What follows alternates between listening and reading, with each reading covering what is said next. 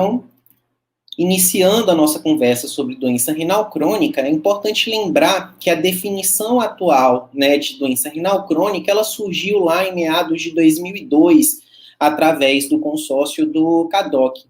Até então, a gente tinha diversas definições do que seria doença renal crônica, o que prejudicava o manejo, o próprio entendimento da doença.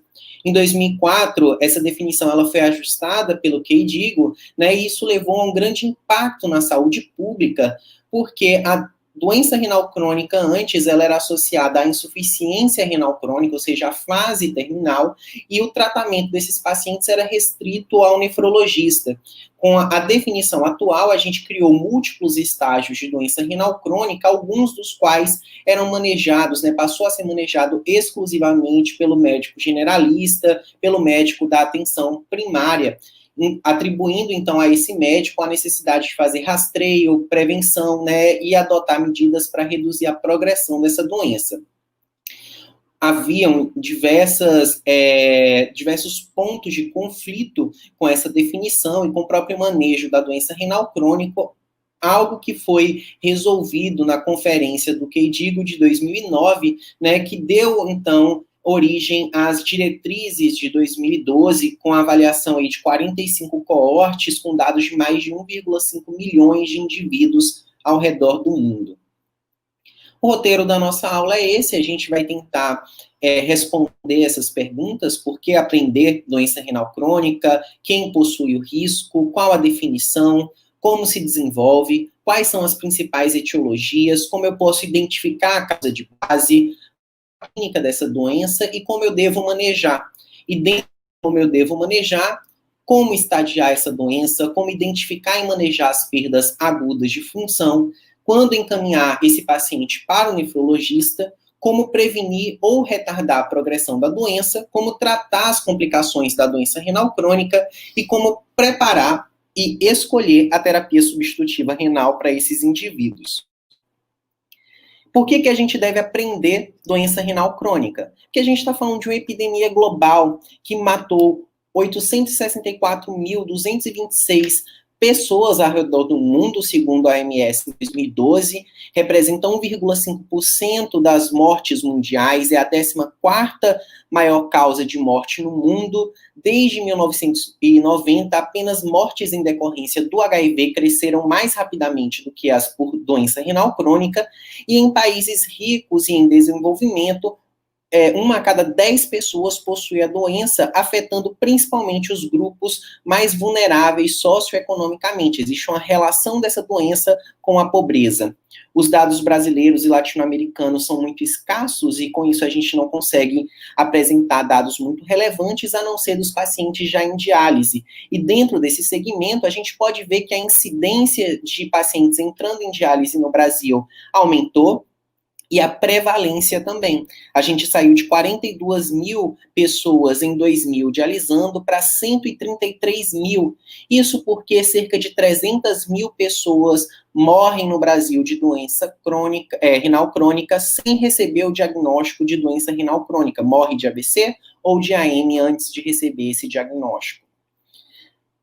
Passando agora para quem possui o risco para a doença renal crônica, nós temos aí o diabetes mellitus, a hipertensão arterial como os 2 maiores fatores de risco, associado à doença cardiovascular, histórico familiar de doença renal, pacientes obesos, tabagistas, maiores de 60 anos de idade, com história pessoal prévia de lesão renal aguda. Esses são os pacientes que possuem risco para a doença renal crônica e que devem ser rastreados anualmente lá no ambulatório de clínica médica, na atenção primária, através da dosagem da creatinina sérica todo ano. Isso é, inclusive, um marcador de qualidade do serviço prestado para pacientes diabéticos e hipertensos. E qual é a definição dessa doença?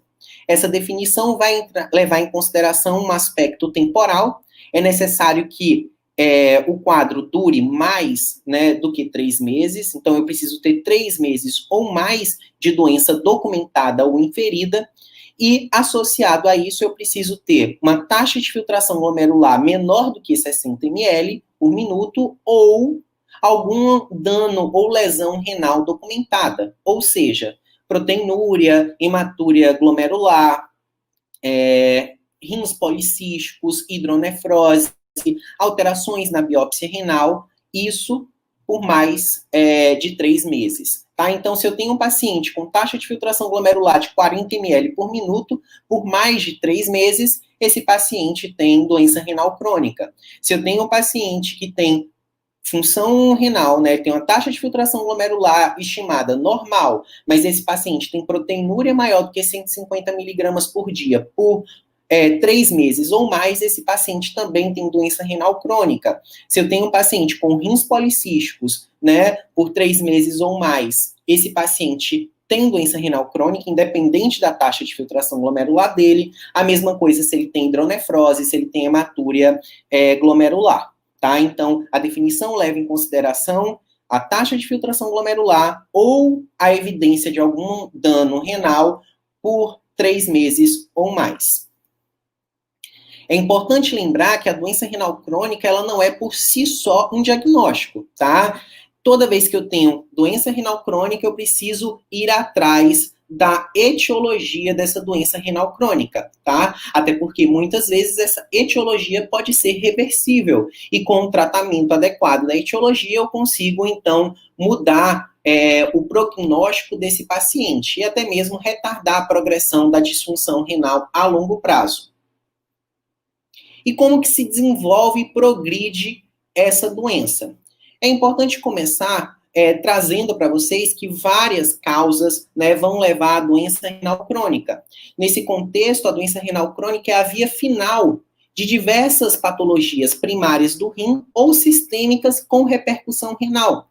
E um comprometimento de compartimento leva ao comprometimento de outros compartimentos, tá? Então, se eu tenho um paciente com uma doença glomerular, ele vai apresentar uma esclerose glomerular, que vai levar a uma esclerose vascular, que vai levar a uma fibrose intersticial, que vai levar a uma atrofia tubular, que vai resultar em doença renal crônica. Se eu tenho uma doença intersticial, eu vou ter uma fibrose intersticial, que vai levar a atrofia tubular, esclerose glomerular, esclerose vascular e doença renal crônica. Então, uma vez que o doente tem um fator, né, algum dano de algum compartimento renal, esse compartimento, então, vai estar associado aos demais compartimentos, levando ao surgimento dessa doença. Além disso, existem fatores ambientais, fatores genéticos que vão influenciar não apenas a função renal desses indivíduos, como também a resposta à agressão. Além desses fatores genéticos, fatores ambientais, nós vamos também ter outros fatores relacionados não só à função renal, como também à resposta ao dano, como, por exemplo, o sistema nervoso simpático no neural, a angiotensina no humoral e a prostaglandina, a endotelina, tá aí no local, o óxido nítrico, tá? Todos eles sendo componentes desse processo. Se a gente for resumir essa fisiopatologia, a gente vai ter aí a exacerbação do sistema nervoso central, da angiotensina 2, das endotelinas, tá? Da vasopressina, do tromboxano A2, associado à queda do peptídeo natriurético atrial, do óxido nítrico, das prostaglandinas, da angiotensina de 1 a 7, tudo isso vai culminar em uma vasoconstrição exacerbada da arteríola eferente e também hipertensão. Hipertensão que vai levar à perda da capacidade de autorregulação glomerular e tudo isso vai confluir para uma hipertensão intraglomerular, que vai levar ao aumento da pressão de filtração e da proteinúria, que vai ativar sistemas locais, que vai levar à deposição de matriz, fibrose intersticial e glomeruloesclerose. Percebam aqui que a gente vai ter a angiotensina 2, tá? E a angiotensina de 1 a 7 envolvidas nesse mecanismo. E todos eles vão confluir, né, para a vasoconstrição exacerbada da arteríola eferente, levando à hipertensão intraglomerular. Nesse sentido, a gente tem drogas que podem, então, atuar nessa localidade, auxiliando aí na redução da progressão do dano renal, que seria basicamente o inibidor, né, da enzima conversora de angiotensina e o bloqueador dos receptores da angiotensina. Essas drogas, elas vão atuar a nível glomerular, vasodilatando a arteríola eferente, contribuindo, então, para a redução da hipertensão intraglomerular e, consequentemente, de toda a cascata fisiopatológica.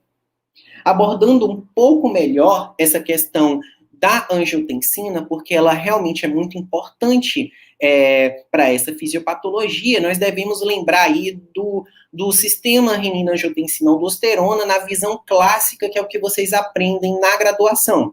Nós vamos ter o fígado produzindo angiotensinogênio e o rim, geralmente lá, produzindo a renina, né? E aí, essa produção de renina vai levar, né, a corrente sanguínea, o encontro de ambas as moléculas. Essa renina, ela vai clivar 4 aminoácidos do angiotensinogênio, levando aí a produção da angiotensina 1. Essa angiotensina 1 vai sofrer uma clivagem de 2 aminoácidos pela enzima conversora de angiotensina, que vai produzir a angiotensina 2. Essa angiotensina 2, ela vai atuar lá na suprarrenal, estimulando a produção da aldosterona. Pelo menos é isso que vocês aprendem na graduação. Todavia, esse sistema ele não é tão linear como a gente acreditava antes, tá?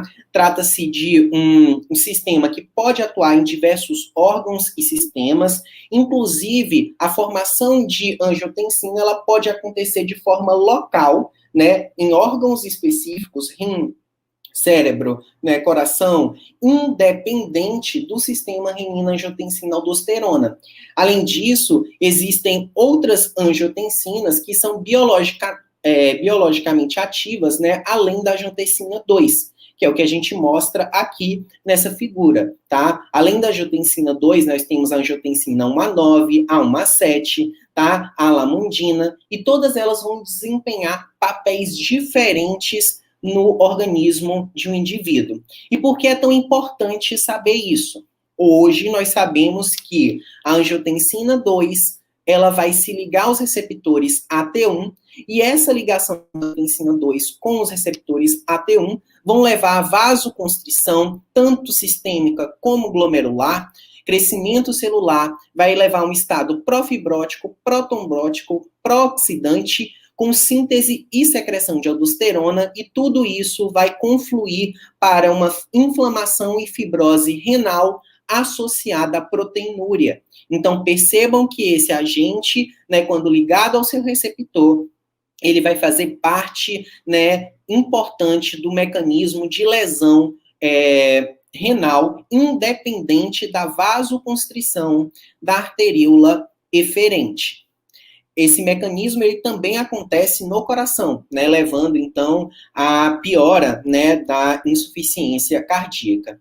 Por outro lado, a angiotensina 1A7, que vai ser sintetizada, tá, pela enzima conversora de angiotensina 2, ela vai ter efeitos diferentes, né, da angiotensina 2. Quando ela se liga ao receptor mais, essa angiotensina de 1A7 vai levar a vasodilatação, inibição do crescimento celular, redução da inflamação, da fibrose, da trombose, e vai ter efeitos antioxidantes, tudo isso sendo combinado para fazer uma proteção renal. Então, percebam aí que existe um componente desse sistema que atua e que progride, né, a lesão que inicia e perpetua a doença renal crônica, a lesão renal crônica, tá? Vai ser o equilíbrio entre angiotensina 1A7 e angiotensina 2 que vai aí resultar em proteção renal, né, ou inflamação e fibrose. Percebam aí que o IECA, né, e o BRA vão atuar. O IECA lá na enzima conversora de angiotensina e o BRA no receptor AT1, e eles vão ser importantes não só por conta da vasodilatação que eles causam lá na arteríola eferente, como também vai fazer parte dessa cascata aqui que leva à inflamação e fibrose renal e proteinúria. É por isso que essas são drogas utilizadas na doença renal crônica para retardar a progressão, e é por isso também que essas drogas são utilizadas em insuficiência cardíaca como drogas associadas aí a melhor desfecho ou prognóstico do doente a longo prazo.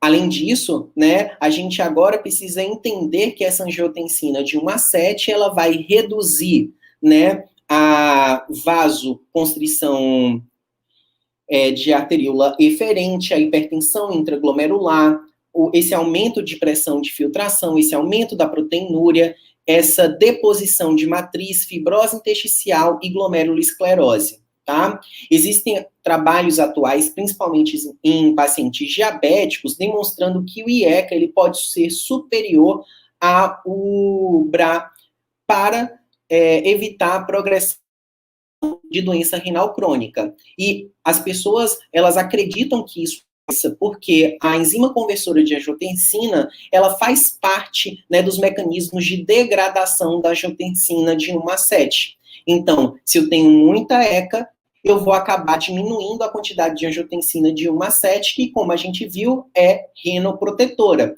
Por outro lado, quando eu uso o IECA, eu inibo essa enzima, então eu impeço que ela degrade a angiotensina de 1 a 7 e eu aumento a quantidade de angiotensina 1 a 7 circulante. Esse efeito ele não consegue ser realizado com o bloqueador de receptores de angiotensina, afinal de contas ele vai atuar lá no AT1 e não realmente na quantidade de ECA circulante. Finalizada a parte da fisiopatologia, a gente vai agora conversar sobre quais são as principais causas de doença renal crônica, e como a gente viu, qualquer doença que lese algum desses compartimentos renais vai levar à doença renal crônica. Mas a realidade brasileira é que as principais causas de doença renal crônica, pelo menos para pacientes em diálise, é hipertensão e diabetes, tá? No mundo, diabetes é a principal causa e a hipertensão a secundária, principalmente nos Estados Unidos. No Brasil, existe essa diferença, que primeiro é a hipertensão, depois é o diabetes. E aí, em seguida, a gente tem outras patologias, como as glomerulonefrites crônicas, rins policísticos, outras patologias indefinidos. Dentro das outras, nós temos as causas obstrutivas. E como que eu posso identificar a causa de base desse paciente? Bom, isso daí é muito difícil, mas os recursos que a gente vai ter são muito básicos. Dados da anamnese, da história pessoal e familiar, exame físico do paciente, um sumário de urina, uma proteinúria de 24 horas e um ultrassom de rins e vias urinárias conseguem trazer para a gente informações muito relevantes que, na maior parte das vezes, vão sustentar o nosso diagnóstico. Outros exames, eles também devem ser solicitados, orientados pela clínica. Por exemplo, se é um paciente com diabetes crônico, hipertensão crônica, um fundo de olho acrescenta muita informação na avaliação desse doente.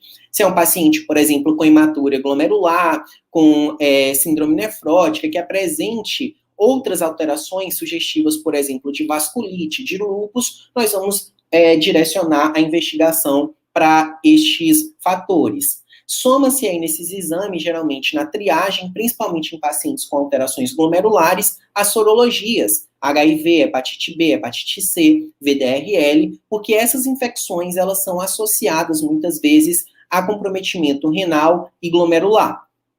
Se vocês têm um paciente de doença com diabetes, né, de longa data, retinopatia diabética, albuminúria, provavelmente ele tem uma nefropatia diabética. Se você tem um paciente com hipertensão de longa data, né, com lesão de órgão-alvo, ele pode ter aí uma nefropatia hipertensiva, uma nefropatia isquêmica, uma nefroesclerose maligna. A nefroesclerose maligna, ela vai ser identificada em pacientes com fundo de olho com sinais de hipertensão maligna, e a nefropatia isquêmica, se houver estenose de artérias renais sugerida, por exemplo, por uma assimetria renal por redução de um dos rins. Pacientes com ITU de repetição, eles podem ter como causa pielonefrite crônica, refluxo vésico-ureteral, geralmente são pacientes também com assimetria renal por redução. Além disso, pacientes com assimetria renal por aumento, eles podem ter uropatia obstrutiva, trombose de veia renal, rim compensatório, doença renal policística autossômica dominante. Pacientes com anemia falciforme podem ter necrose de papila ou nefrite intersticial crônica. Pacientes em uso de substâncias nefrotóxicas cronicamente, como, por exemplo, anti-inflamatórios, podem apresentar também nefrite intersticial crônica. Já em pacientes com hematuria dismórfica, proteinúria, síndrome nefrítica, nefrótica, glomerulonefrite rapidamente progressiva, a gente vai pensar em glomerulopatias primárias e secundárias. E qual é a clínica da doença renal crônica? Bom, o mais importante é que vocês fixem que essa doença é uma doença silenciosa. Isso significa que todo paciente que tem risco de doença renal crônica deve ser triado anualmente com creatinina sérica. Ponto. Porque esse paciente não vai sentir nada até que a taxa de filtração glomerular dele atinja cerca de 30 ml por minuto. E quando isso acontecer, é muito provável que esse doente apresente sintomas muito vagos e geralmente associados à anemia. Astenia, inapetência, cansaço. E aí, quando você solicitar um hemograma, o paciente vai ter anemia. E você, muitas vezes, vai atribuir os sintomas do doente à anemia e não à doença renal crônica, tá? Além disso, a gente deve pensar na função do rim. Se o rim é capaz, geralmente, de eliminar toxinas, excesso de líquido, eletrólitos, regular o equilíbrio ácido básico, quando você perde essas funções renais, os sintomas, os achados laboratoriais que você vai encontrar é justamente esse: edema, congestão pulmonar, piora da hipertensão por conta de volume, hiponatremia, hipocalcemia, hipercalemia, hipermagnesemia, hiperfosfatemia, tá? Aumento das escórias nitrogenadas, ou seja, da ureia, e mais tardiamente outros sintomas eles vão se apresentar. Tá? Em pacientes com insuficiência renal, ou seja, com taxa de filtração glomerular menor do que 15, a gente vai encontrar aí acidoses graves, pericardite, tamponamento cardíaco, convulsões, mioclonias, confusão mental, coma, tá? Neve urêmica, ou seja, tem ureia saindo pelos poros do paciente, um suor esbranquiçado, tá? Esse paciente pode apresentar também alterações no metabolismo ósseo, com facilidade para apresentar fraturas patológicas, e um sintoma que é inicial, e muitas vezes ele não é questionado para o doente, é a noctúria. Ou seja, o doente tem um hábito urinário noturno, ele geralmente acorda uma vez à noite para urinar, ou nenhuma, e aí ele passa a urinar 2, 3, 4 vezes à noite, mostrando que ele perdeu a capacidade de fazer concentração urinária. Esse sintoma é um sintoma precoce que deve ser sempre questionado, tá? Sintomas gastrointestinais como inapetência, vômitos, náuseas também são comuns, ainda em fases de 20 a 15 ml por minuto de filtração glomerular. E como que eu vou manejar esse paciente? E aí a gente vai seguir esse roteiro, que é semelhante ao que eu apresentei para vocês lá no início. A gente vai começar pelo estadiamento do paciente. E aí a gente vai estadiar pela tabela do KDIGO, que vai levar em consideração a taxa de filtração glomerular do paciente e a albuminúria que esse paciente ele apresenta. Dentro da taxa de filtração glomerular, a gente vai de G1 até G5, indo do normal até a falência renal.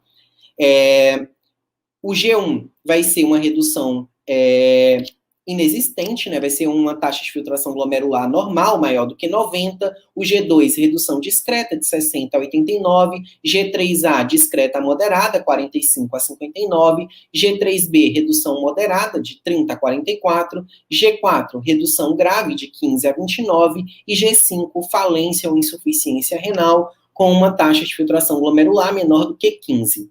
Já na albuminúria, A1, A2 e A3, A1 é normal, ou seja, menos de 30 miligramas por grama de albuminúria. A2, de 30 a 300 miligramas por grama, era o que a gente chamava antes de microalbuminúria, e hoje em dia a gente chama de albuminúria moderada, e severa, acima de 300 miligramas por grama. Perceba que a gente vai cruzar esses dados para determinar o risco do paciente de progressão ou de morte por doença cardiovascular. E aí a gente vai colocar baixo risco, risco leve, risco moderado, risco alto e risco muito alto, e o númerozinho aqui é a quantidade de vezes que esse paciente deve ser visto por ano. Então, se eu tenho, por exemplo, um paciente com uma taxa de filtração glomerular maior do que 90, ele está no estágio G1, e é um doente que tem proteinúria, tá, de 30 a 300 miligramas por grama, esse paciente, então, ele vai ser um paciente com doença renal crônica, estágio G1 a 2, e ele deve ser visto uma vez por ano. Se é um paciente com estágio G4, ou seja, de 15 a 29 de taxa de filtração glomerular, e que se apresenta com uma proteinúria severa, esse paciente ele vai ser de muito alto risco e deve ser visto 4 vezes por ano, tá? Às vezes, esses pacientes vão apresentar agudizações, ou seja, ele vai ter uma creatinina basal de 2, e ele vem toda consulta é 2, 2.2, 2.3, 1,9, tá? E um belo dia ele vem para consulta com 4 de creatinina, que aconteceu de forma abrupta, tá? Então, a gente sempre deve pensar que esse doente, ele apresentou uma agudização. Se ele aumentar mais de 25%, né, em 4 meses, esse paciente apresentou uma agudização. E aí eu preciso identificar o motivo dessa agudização, porque na maior parte das vezes é um quadro reversível se eu atuar precocemente. Essas são as principais causas. A hipovolemia, seja porque o paciente está desidratado, porque ele está com diarreia, por exemplo, ou porque ele está utilizando excesso de diurético. E aí eu vou manejar repondo esse volume, tá? E suspendendo ou reduzindo a dose do diurético, se for a causa. Esse paciente pode apresentar uma isquemia, ou seja, ele pode estar apresentando hipertensão resistente, sugestiva de uma doença renovascular, tá? Uma estenose de artéria renal. Ele podia estar apresentando uma pressão muito elevada, 200 por 120, e alguém teve a brilhante ideia de reduzir essa pressão para 12 por 8 em 24 horas, ou seja, o paciente estava perfundindo o órgão com pressão elevada, e aí alguém foi lá e derrubou essa pressão em um curto período de tempo, fazendo com que todos os órgãos entrassem em sofrimento, principalmente o rim, que é super sensível. Também pode ter acontecido de eu iniciar um IECA ou BRA, ou aumentar a dose, e com isso o paciente apresentar aumento maior do que 30% da creatinina sérica, mostrando aí haver uma isquemia, né? Já que existe um aumento da creatinina, só que se ele passa de 30%, essa droga ela deve ter a dose reduzida ou removida. Esse paciente pode ter sido submetido a um exame com contraste e ter apresentado a nefropatia por contraste. Ele pode estar em uso de alguma droga nefrotóxica, como AINE, aminoglicosídeo, anfotericina, ciclosporina, tacrolimo, ou pode ter apresentado trombose de veia renal, isso aí muito mais comum em pacientes com síndrome nefrótica secundária à nefropatia membranosa ou membrano proliferativa. Quando que eu vou encaminhar esse paciente para o nefrologista? Eu vou encaminhar em pacientes que têm uma taxa de filtração glomerular menor ou igual a 30 ml por minuto, tá? Pacientes com albuminúria significativa persistente, ou seja, tem proteinúria maior que 300 miligramas grama, eu já introduzi o IECA ou o BRA e esse paciente não consegue reduzir a proteinúria. Se o paciente tiver hematúria glomerular, ele também deve ser encaminhado para o nefrologista. Se esse paciente tiver incapacidade, ou se você tiver incapacidade de identificar a causa presumida de doença renal crônica, poxa, identifiquei tudo e não consegui estabelecer diagnóstico, tenho que encaminhar, às vezes biópsia vai ser necessária. Se o paciente apresentar um declínio maior do que 25% da taxa de filtração glomerular em menos de 4 meses, sem que eu consiga explicar e intervir nessa agudização, na dificuldade no gerenciamento de complicações, como anemia, anormalidades do metabolismo mineral e ósseo, distúrbios hidroeletrolíticos e ácido básicos, ou se o potássio sérico for maior do que 5,5 nesse paciente. Dificuldade no gerenciamento de complicações medicamentosas e quadro hipertensivo de difícil controle, ou seja, um paciente com hipertensão grave, utilizando 3 antihipertensivos em dose máxima, sendo um deles um diurético. Falando agora sobre as medidas para retardar a progressão, nós vamos ter aí como medidas para retardar a progressão o uso do IECA ou do BRA, um ou outro, por os motivos que a gente já comentou lá na parte da fisiopatologia, tá? Essas drogas no paciente hipertenso ou no paciente com proteinúria, mesmo sem hipertensão, devem ser introduzidas, tá?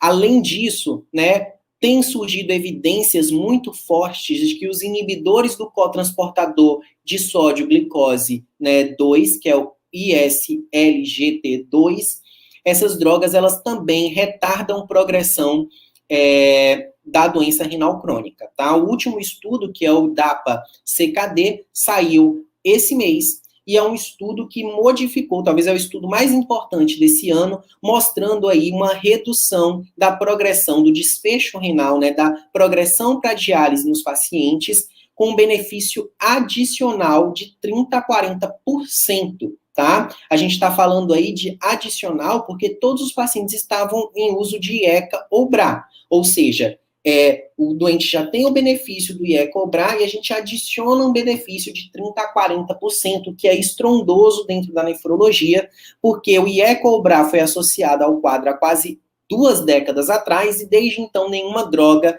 teve benefício como essa. Além disso, tratar a acidose metabólica do paciente com bicarbonato de sódio também está associada à redução da progressão e o controle pressórico e glicêmico. Além disso, a gente sempre deve estimular a parada do tabagismo, porque isso também acrescenta na condução do paciente. Essas são as metas para tentar controlar o paciente, retardar a progressão. Eu não vou falar delas nesse quadro, porque a gente vai citar algumas ao longo da aula, mas basicamente essa é uma cola aí para a gente ter como meta para os pacientes. Dentro do manejo da hipertensão, meu alvo vai ser uma pressão de 130 por 80, o IECA ou o BRA devem ser as drogas de primeira escolha, lembrando de dosar potássio e creatinina antes do início da droga e, de preferência, algumas semanas após para checar se houve hipercalemia ou aumento maior do que 30% da creatinina sérica. Como drogas adicionais, nós podemos utilizar a hidroclorotiazida até um clearance, né, até uma taxa de filtração glomerular de 30 ml por minuto. Abaixo disso, essa droga ela perde a eficácia diurética dela. Furosemida, ou bloqueadores de canais de cálcio ou beta-bloqueadores que devem ser adicionados levando em consideração aquelas indicações cardiológicas, né? Negros, para o bloqueador de canais de cálcio, beta-bloqueadores nos pacientes com insuficiência cardíaca, então a gente deve levar em consideração esses outros achados. A gente também deve alertar, né, ficar alerta para quadros secundários, ou seja, para pacientes que tenham uma pressão muito elevada, utilizando diversos antihipertensivos, eu devo sempre lembrar de rastrear todos, inclusive a estenose de artérias renais. O manejo do diabetes, né, ele está sofrendo uma atualização, o CADIGO já lançou uma nota, deve sair o edital, o consenso esse ano. A hemoglobina glicada, ela deve ser em torno de 6,5 a 8, antes era 7, tá? E a gente deve levar em consideração o perfil clínico do paciente. Se é um paciente jovem, um paciente sem comorbidades, um paciente com um bom prognóstico a longo prazo, eu devo dar preferência para uma hemoglobina glicada de 6,5. Agora, se eu estou falando de um paciente idoso, de um paciente com múltiplas comorbidades, com prognóstico reservado, que apresente diversas hipoglicemias, eu devo preferir, então, a hemoglobina glicada de 8. A metformina continua sendo no diabetes tipo 2 a droga de escolha, até um clearance de 30. A partir de 30, eu não devo utilizar essa droga, eu devo suspender a droga pelo risco de acidose lática do tipo B, tá? Hoje em dia, até o clearance de 25 ml por minuto, tem se colocado aí o ISLGT2 como a segunda droga a ser associada, justamente por conta dos benefícios no desfecho cardiovascular e renal desses pacientes. No que diz respeito ao manejo da dislipidemia e da hipertrigliceridemia, esses pacientes devem ter os seus lipídios, né, dosados anualmente. A gente vai indicar estatinas, tá, em dose máxima tolerada como prevenção secundária, ou seja, em pacientes com doença cardiovascular aterosclerótica estabelecida, e como primária em pacientes com risco absoluto cardiológico, né, cardiovascular, maior do que 7,5% em 10 anos. Existe uma controvérsia, alguns autores colocam que todo paciente com taxa de filtração glomerular menor que 60 ml por minuto devem receber a estatina. Todavia, a maior parte dos pacientes com essa taxa de filtração glomerular, eles já vão apresentar um risco absoluto maior do que 7,5. Eu prefiro a segunda abordagem. Já no manejo da hipertrigliceridemia, a gente não vai utilizar os fibratos como na indicação inicial, que seria maior do que 500 miligramas por decilitro. Aqui a gente vai preferir acima de 800 miligramas por decilitro, considerando o risco de pancreatite, uma vez que os fibratos, nesse perfil de pacientes, estão associados, né, a maiores efeitos colaterais, inclusive rabdomiólise, com agudização da ira. No que diz respeito à anemia, tá? E aqui a gente já está falando não mais de medidas para progressão, a gente está falando de medidas tratamento de complicações da doença renal crônica. A gente deve lembrar que a anemia é multifatorial nesses pacientes, tá? A gente vai ter aí o doente perdendo função renal, perdendo massa, tá? Renal, com isso ele deixa de produzir adequadamente eritropoetina e com isso ele vai ter uma inibição da eritropoiese, ou seja, a gente tem um prejuízo na produção das hemácias. Por outro lado, a gente vai ter um estado inflamatório sistêmico que vai levar à produção de diversas citocinas que vão aumentar a ferritina, os receptores de transferrina, do dimetal de valente 1, que vai fazer com que o macrófago ele passe a fazer degradação e fagocitose dos eritrócitos senescentes. Então, além de uma queda da produção, a gente vai ter aí um estímulo para que as hemácias elas sejam destruídas. Além disso, o estado inflamatório vai levar a um aumento da produção hepática de hepcidina, que vai levar a uma redução da absorção de ferro pela inibição da ferroportina lá no intestino. Então, eu não consigo absorver ferro no intestino, eu começo a degradar as minhas hemácias e eu não produzo hemácias mais de forma adequada. Então, a gente vai ter anemias nesse paciente. O tratamento, então, vai focar em todos esses aspectos. A gente vai manter um alvo de hemoglobina de entre 10 e 11,5 gramas por decilitro e a gente vai tratar esses pacientes da seguinte forma. Primeiro, eu vejo se esse paciente tem deficiência de ferro. Se sim, eu vou repor esse ferro com ferro oral, tá? E aí eu vou considerar a deficiência de ferro se eu tiver um índice de saturação da transferrina menor ou igual a 20 ou uma ferritina menor ou igual a 100 para esses pacientes. Se eu tenho essa deficiência de ferro, eu reponho com ferro oral. Às vezes, principalmente nos pacientes de estágio G4 ou G5, eles vão ser refratários à reposição de ferro oral por conta dessa ligação da hepcidina com a ferroportina, prejudicando a absorção do ferro. E aí eu vou precisar lançar a mão do ferro parenteral.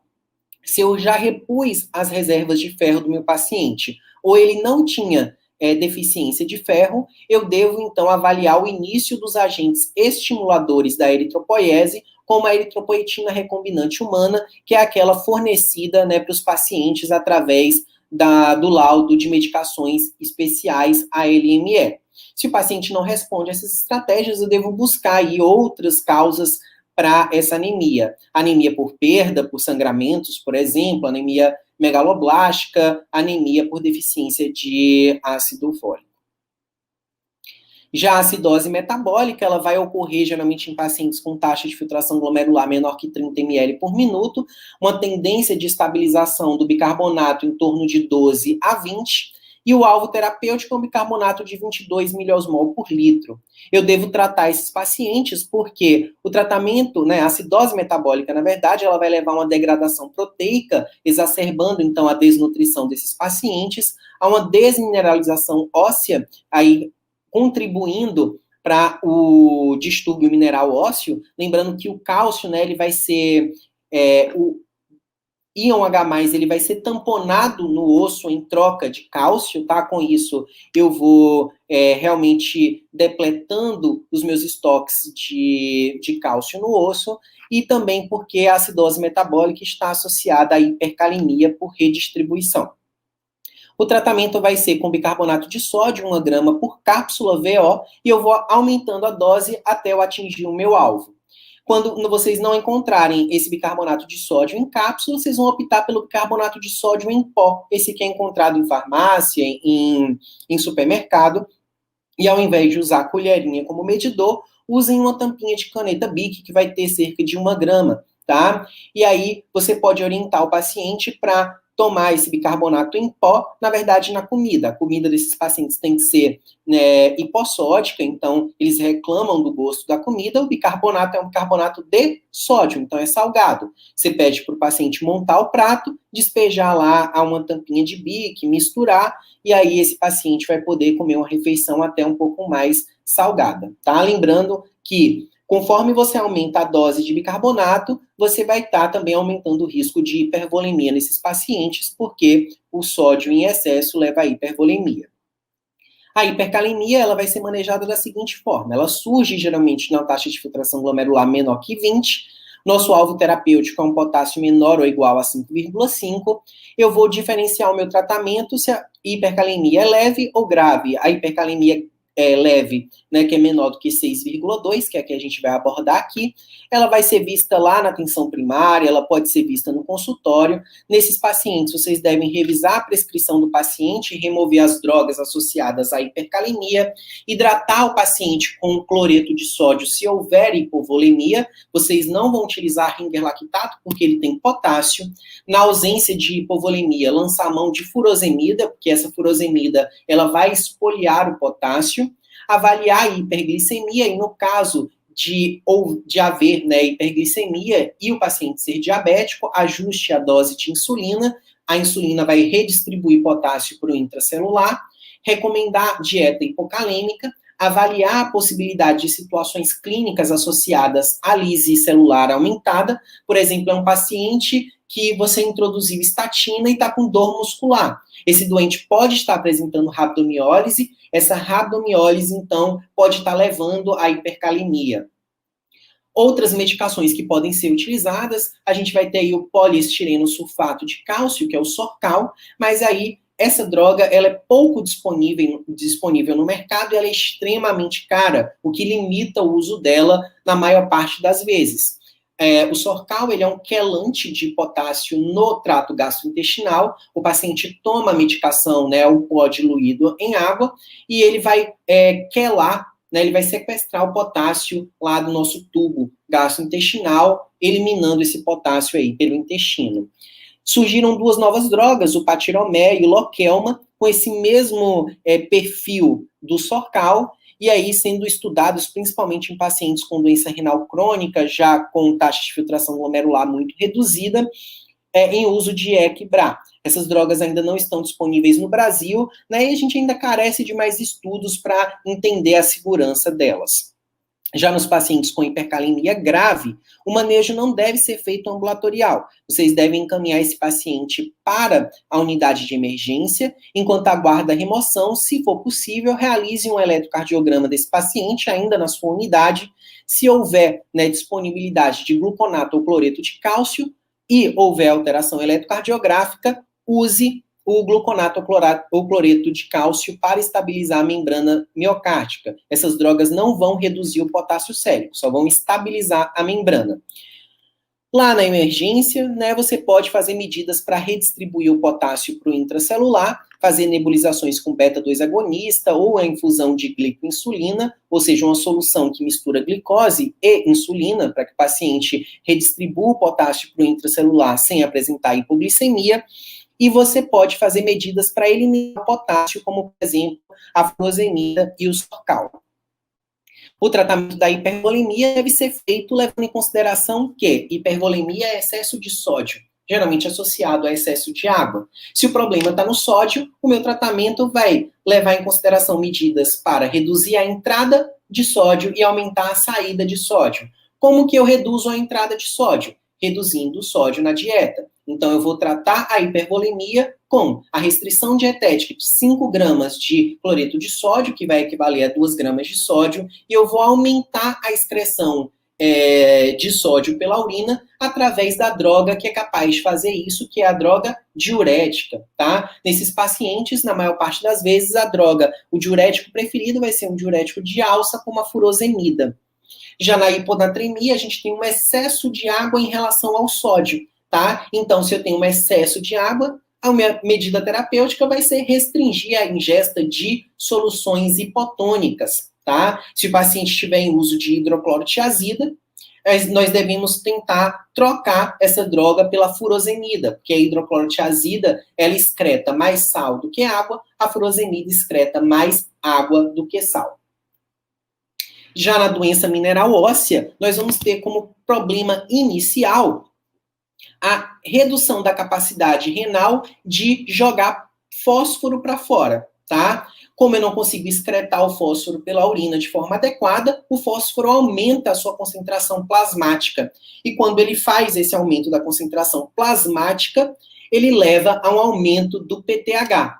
Além disso, o rim é responsável por ativar a vitamina D, tá? Lembrando lá do metabolismo da vitamina D, a vitamina D, ela vai sofrer a primeira hidroxilação lá no fígado, tá? E vai ser transformada em 25-hidroxivitamina D. Depois ela passa pela segunda hidroxilação lá no rim, onde vai ser transformada em 1,25 de hidroxivitamina D. Como isso não acontece, eu tenho essa redução do calcitriol, da vitamina D ativada, isso também vai estimular o aumento do PTH. A queda do calcitriol também vai levar a uma redução da absorção de cálcio, que vai levar à hipocalemia, calcemia, que também vai levar a aumento do PTH. O excesso de fósforo vai ser tamponado pelo cálcio sérico. E com isso, eu posso ter deposição desse complexo, né, quelado de cálcio e fósforo nos nossos vasos, fazendo calcificação vascular e à distância. Além disso, essa hipocalcemia que ocorre por conta desse processo também exacerba o aumento do PTH. E o aumento do PTH vai levar a remodelamento ósseo com perda de massa óssea e doença mineral óssea, tá? Essa redução da excreção de fósforo e a redução da expressão da proteína cloto vão exacerbar aí a produção, né, de fatores de crescimento de fibroblastos 23. Esse fator de crescimento de fibroblastos 23 vai estar associado com progressão de doença renal crônica, desenvolvimento do hiperparatiroidismo secundário grave, hipertrofia ventricular esquerda e mortalidade. Percebam, então, que o aumento do PTH é secundário à disfunção renal. E aí a gente tem o hiperparatiroidismo secundário. E como que eu trato a doença mineral óssea? Quais são os fatores que levam ao aumento do PTH? Aumento do fósforo plasmático, queda do cálcio plasmático e queda da vitamina D ativada. Então, eu vou tratar esse doente fazendo restrição dietética de fósforo, ou utilizando quelantes de fósforo, repondo o cálcio, para eu ficar com uma calemia normal, e eu vou repor a vitamina D. Ao fazer isso, no paciente em acompanhamento ambulatorial, ainda não em diálise, na maior parte das vezes eu trato a doença mineral óssea. Aqui eu já falei. A doença cardiovascular, que é a causa de morte desses pacientes, ela vai ter uma relação direta com o distúrbio mineral ósseo e com o fator de crescimento de fibroblastos 23, como eu já falei para vocês, tá? Essa doença cardiovascular, ela vai depender também, né, do estágio onde esse paciente está, não só no seu mecanismo fisiopatológico, tá, como também em sua gravidade. E isso tudo vai resultar na síndrome cardiorrenal tipo 4, que é quando uma doença renal crônica, ela leva, então, a um comprometimento crônico cardíaco. Além disso, esses pacientes têm um aumento do risco de infecção e é necessário, né, que esses pacientes sejam vacinados. Eles devem ser vacinados para a influenza todo ano, exceto contraindicação. Eles também devem, no estágio 4 e 5, receber a vacina polivalente pneumocócica no primeiro e no quinto ano, exceto se houver contraindicação. E a vacina para hepatite B deve ser realizada num esquema diferente do habitual. Ao invés de 3, são 4 doses no mês 0, 1, 2 e 6, e ao invés da dose habitual, nós vamos fazer uma dose dobrada. É importante que após a conclusão do esquema vacinal, esse paciente ele tenha a resposta testada através de um teste imunológico, que seria o anti-HBs, que deve ser maior do que 10. como orientações nutricionais e tratamento de desnutrição. Hoje em dia nós não fazemos restrição severa de proteínas, como já foi feito em algum tempo. Hoje em dia a ingesta recomendada é de 0,75 a 1 grama de proteína quilo dia, tá? A restrição dietética de sódio eu já comentei para vocês. A restrição de fósforo, tá? De fosfato, ela não é feita inicialmente, a gente deve iniciar ela assim que o paciente apresenta hiperfosfatemia. Esse é o tratamento inicial da hiperfosfatemia. Devemos restringir potássio caso ocorra hipercalemia em algum momento do acompanhamento do doente. A ingesta de fluidos deve ser o suficiente para satisfazer a sede. O paciente deve beber água ou líquido hipotônico quando sentir sede, tá? Não é pra gente ficar recomendando que ele ande por aí com uma garrafinha de 2 litros de água, tomando água toda hora. E a gente não recomenda que o paciente consuma carambola, porque ela é nefrotóxica e neurotóxica. Dentro do cuidado pelo estadiamento desse doente, a gente deve lembrar lá que os pacientes que não têm disfunção, eles devem ser rastreados para fatores de risco. Quando a gente encontrar fatores de risco, como hipertensão e diabetes, a gente deve rastrear anualmente a doença renal crônica. Uma vez que exista dano, né, proteinúria, hematúria, etc., ou queda da taxa de filtração glomerular, a gente deve estimar a progressão dessa doença, tratar as complicações, reduzir a progressão dessa doença, tratar as comorbidades, tá? E quando o paciente estiver se aproximando do estágio G5, a gente deve, então, começar os preparativos para a diálise e implementar a diálise, sempre tratando as complicações para evitar o desfecho final, que é a morte, tá? No estágio G1 a G5, a gente deve determinar a causa base, reduzir progressão, avaliar risco cardiovascular, intervir em fator de risco, evitar droga nefrotóxica, evitar depressão de volume. No G3B a G5, a gente associa esses cuidados, detectar e manejar precocemente as complicações, ajustar a dose de medicação pela taxa de filtração, encaminhar para o nefrologista quando indicado. No estágio G4 a G5, a gente vai preparar o doente para diálise e avaliar quando o paciente não deve receber diálise, porque ela não vai trazer benefício a longo prazo. Finalizando a aula, a gente vai comentar sobre terapia substitutiva renal e toda vez que a gente for pensar nela, a gente deve lembrar. Ocorrerá, né, se apenas... O que vai acontecer se eu apenas observar esse doente, se eu não começar a terapia agora? Quais são as opções de tratamento? Qual opção o doente acredita, né, que vai ser a mais adequada para ele? É importante que vocês entendam que quem deve escolher o tratamento não é o médico, quem deve escolher é o paciente. Isso levando em consideração o que vai ter menos impacto na vida desse paciente, tá? Para isso, o doente precisa de informação. E quem vai dar a informação vai ser vocês, generalistas, médicos de outra especialidade, não necessariamente um nefrologista, tá? Que atende, às vezes, a demanda do mercado da diálise.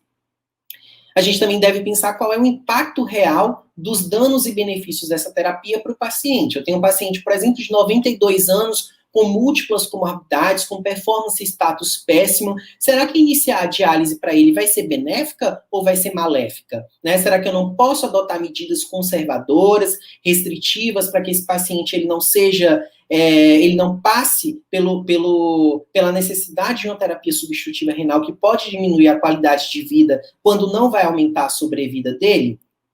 Dentro das opções, nós temos a hemodiálise, a diálise peritoneal e o transplante renal. O transplante renal ele pode ser feito doador vivo relacionado, ou seja, familiar, ou doador falecido, alguém com morte encefálica que optou por doar os órgãos. Geralmente o rim ele vai ser implantado, né, na artéria e na veia ilíaca, tá, desses pacientes. Um rim é o suficiente para o paciente tenha a função renal normal ou próxima do normal. Esses pacientes vão ter que usar imunossupressores para o resto da vida, tá? E é importante que vocês saibam que esse não é um tratamento definitivo, não é uma cura, tá? O transplante, ele é limitado, geralmente ele tem aí uma duração média de 10 anos, podendo haver rejeição antes ou até mesmo depois, mas ela é tratamento e não cura, tá? A hemodiálise, ela é feita da seguinte forma: o paciente tem um acesso vascular, que pode ser um acesso central, uma veia calibrosa, ou uma fístula arteriovenosa. através desse acesso vascular, o sangue ele é puxado, né, pela bomba de uma máquina. Esse sangue ele é heparinizado na maior parte das vezes para que o sistema ele não seja coagulado. Esse sangue passa por um filtro, onde por difusão nós vamos ter a troca, né, de substâncias. De um lado, o sangue repleto de potássio, de ureia, né, e de outras substâncias. De outro lado, um banho sem ureia, com potássio baixo, né, e por difusão, nós vamos ter equilíbrio entre esses dois líquidos. De um lado, vai sair o dialisato, né, que é esse banho cheio das impurezas. No outro, vai passar o sangue, que vai ser devolvido para o paciente. Antes de ser devolvido, ele passa por um cata-bolhas, que tem como objetivo tirar as bolhas de ar para que não aconteça, né, embolia gasosa. Dentro dos acessos vasculares, o acesso central, né, vai ser um catéter de grosso calibre com 2 lúmens, um arterial e um venoso, sendo que esses catéteres são implantados geralmente em veia jugular interna ou em veias femorais, em último caso, em veias subclávias, tá? Já a fístula arteriovenosa, que é o acesso preferencial e que deve ser feito sempre que possível no paciente antes de iniciar a diálise para que ela seja maturada, o cirurgião vai fazer uma pequena incisão com uma cirurgia ambulatorial, com anestesia local, onde ele vai fazer a anastomose entre uma veia e uma artéria, e com isso ele vai arterializar uma veia, deixando essa veia com um calibre maior, tá? E com uma parede também mais espessa, tolerando a punção de agulhas de grande calibre 3 vezes por semana. Em pacientes com veias ruins, pode ser feito uma prótese, tá? É colocado uma prótese vascular de PTFE entre uma artéria e uma veia, e com isso a punção ela passa a ser feita, tá? Nesse paciente. Lembrem-se sempre de aconselhar que os pacientes não sejam puncionados, tá? Que eles não coletem sangue, nem tenham medicações administradas no membro não dominante dele, quando vocês souberem que ele é renal crônico em estágio G4, tá? Para preservar essas veias para essa cirurgia. Já a diálise peritoneal, ela pode ser feita em 2 modalidades, uma onde o paciente faz 5 a 6 trocas manuais por dia. Na outra, o paciente tem uma pequena maquinazinha que fica na casa dele, onde ele vai se ligar, né, toda noite, e essa máquina vai ciclar, vai jogar líquido no abdômen e remover enquanto o paciente dorme, tá? Não dói, não tem nenhum sintoma. Qual é a lógica desse tratamento? É implantado um catéter, tá? Um catéter de Tinkoff. Esse catéter fica lá no peritônio e comunica com a parte externa. A gente vai utilizar o peritônio com uma membrana de troca, tá? Então, a gente vai jogar um líquido, que como o líquido lá da hemodiálise é um líquido pobre em ureia, tá? Sem ureia, na verdade, pobre em potássio. Com isso, a gente coloca essa solução e ela vai entrar em contato com o peritônio, né, que é cheio de capilares, onde vai estar passando o sangue cheio de potássio, cheio de ureia. Vai haver, então, difusão dessas substâncias, tá? Objetivando o equilíbrio, e depois de um tempo, esse líquido, que agora está, né, repleto de ureia, de potássio, ele vai ser drenado da cavidade e um novo líquido vai ser adicionado. É um ótimo método de diálise que dá para o paciente a liberdade de não ter que ir para uma clínica de diálise. Ele faz o tratamento na casa dele, ele viaja para onde ele quiser, ele vai para o trabalho dele, se ele quiser, tá? Ele vai para a escola, vai para onde ele quiser, e ele faz as trocas dele nos momentos recomendados, ou ele faz a troca à noite. Ambas têm o mesmo resultado em termos de prognóstico, de mortalidade, tá? E aí a única diferença são essas questões conceituais. Ela é pouco utilizada no Brasil, porque os pacientes, na maior parte das vezes, eles não escolhem o método. Enfiam um catéter de diálise e eles dialisam. Aqui, mostrando para vocês, que depois eu posso enviar para quem desejar, nós criamos um cartão de acompanhamento do paciente portador de doença renal crônica para assistência, né, nas unidades de atenção primária, ambulatórios gerais, onde, nesse cartão, tem um local para você poder colocar o sumário de informações importantes de cada consulta, onde você pode avaliar, né, como é que está a progressão da doença desse indivíduo. Tem também um segmento para você colocar a parte da vacinação, para você colocar os diagnósticos e a história patológica pregressa, informação para os médicos da atenção primária, de emergências ou de internações do paciente, sobre o que não deve ser feito ou o que deve ser feito para que esse paciente ele não tenha nenhuma iatrogenia realizada, e informações para o paciente no verso, tá? Além disso, também está disponível em cartões de informações que vocês podem utilizar para orientar os pacientes em termos de cuidados de doença renal crônica, terapia substitutiva renal, entre outros. É isso, eu espero que tenha dado para entender, embora corrido, e que eu não tenha passado muito do tempo.